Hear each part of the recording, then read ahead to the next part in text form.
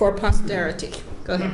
Result: a person should be allowed legally to marry a live rooster chicken if he or she wants to.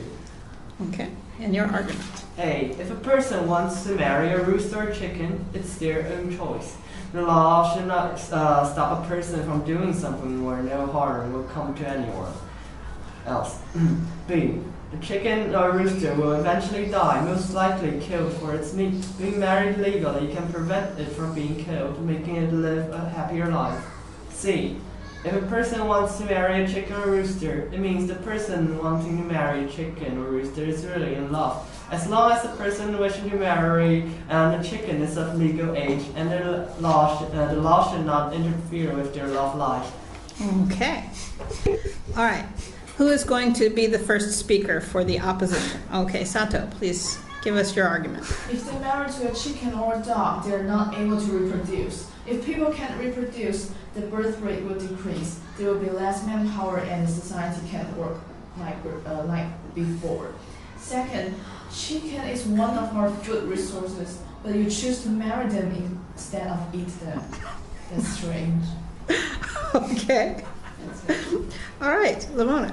I want to add something to her argument. Go ahead. to her first argument. If they really can reproduce, they will make monsters and the world will be ruined. Okay, very strong argument. Do you have any others? And for her support B, if people kill the chicken, marry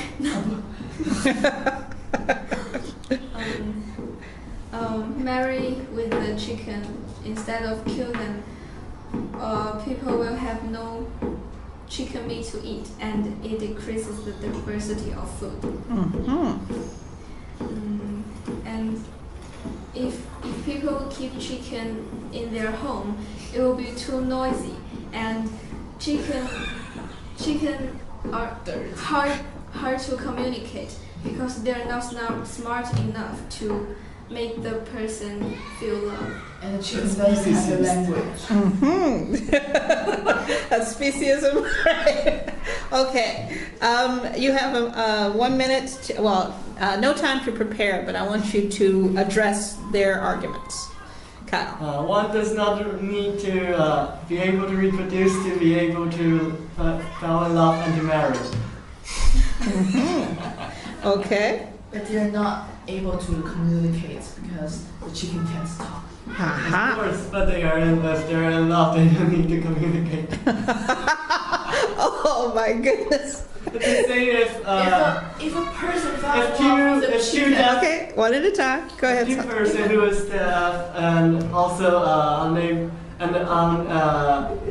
mute or fell in love, they can still marry each other despite being. If they cannot reproduce and they cannot communicate, what can they do? and if a person fell in love with a chicken and the chicken can't talk with him, but